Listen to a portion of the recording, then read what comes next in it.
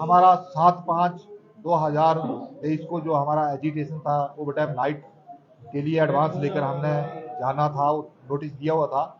हमारे को प्रबंध निदेशक महोदय जी ने 9 तारीख को आज अपने चैम्बर में मीटिंग के लिए बुलाया था।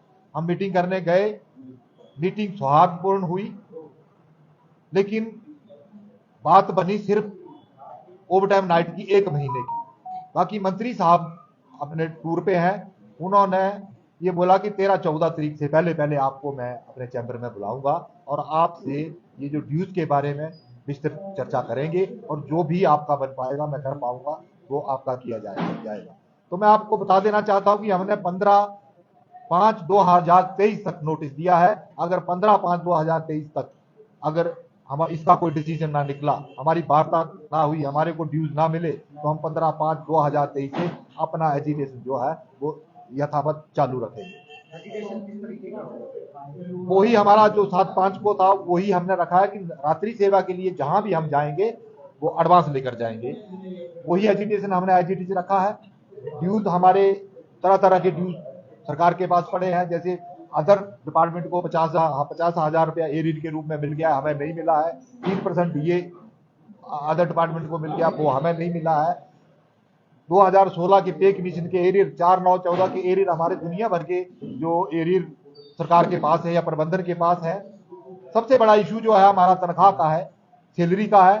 सैलरी हमें इन टाइम मिलनी चाहिए, हमें स्थायी हल चाहिए। हम माननीय मंत्री महोदय जी से अगर मीटिंग का जैसे ही 15 तारीख से पहले टाइम मिला तो हम उनसे भी इस बात का स्थायी हल ढूंढेंगे और जो हमारा नाइट ओवर टाइम का जो है वो उसका स्थायी हल मिले, महीने की रेगुलर किया जाए, जो ये चला हुआ है उसके रेगुलर नाइट दी जाए और पिछले जो है हमें जो जितनी भी हमारी लाइबिलिटी है वो हमें दी जाए। इसके लिए हम बात करेंगे। अगर 15 तारीख से पहले पहले हमें मीटिंग का टाइम मिला तो हम मंत्री साहब से बात करेंगे, नहीं तो 15 से हम अपना एजिटेशन जो चालू करेंगे।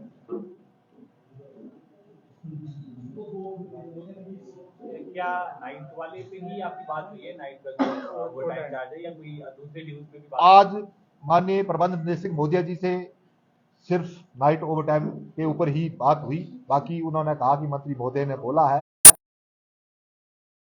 वो टाइम देंगे, बैठ के बात करेंगे। तो माननीय प्रबंध निदेशक महोदय जी ने ये माना कि मार्च 2019 का आपको 1 महीने का ओवर टाइम नाइट 25 तारीख से पहले पहले आपको दे दिया जाएगा। बाकी की बात जो है ड्यूज की नाइट रात्रि सेवा के लिए हमारा ड्राइवर कंडक्टर जहां भी जाएगा तो एडवांस लेकर जाएगा। गाड़ियां हम नहीं रोकेंगे, एजिटेशन हम नहीं करेंगे, एडवांस लेकर नाइट को जाएगा।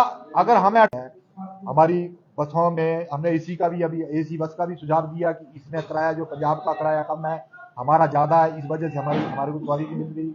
हमने वोल्वो बस जो है हमारे बस स्टैंड के बाहर से भर रही है, उसकी भी कंप्लेंट की। हमने तरह तरह के सुझाव दिए, लेकिन मैं आपको बता देना चाहता हूं कि जो प्रबंधन और सरकार की तरफ से रोना रोया जाता है कि एचआरटीसी घाटे में है, तो ये एक चलाई हुई समाज सेवा है, लोगों को सुविधा प्रदान करने के लिए चलाई हुई संस्था है।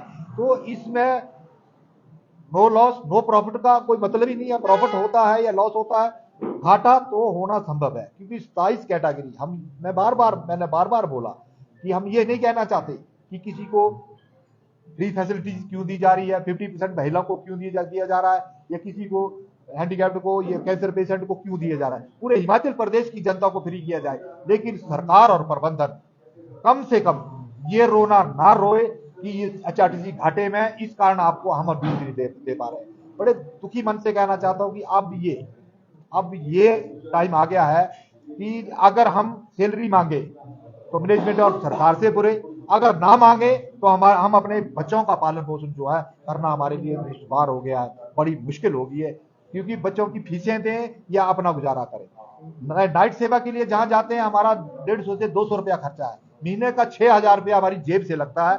और आप लोग सब जान सकते हैं, पूरा प्रदेश पूरी जनता जान सकती है कि 6,000 जिस आदमी की जेब से जाएगा और 41 महीने तक वो पैसा नहीं मिलेगा। 41 महीने अगर हम आरडी करवाते तो डबल होता, लेकिन हमारे को मूलधन नहीं मिल रहा है।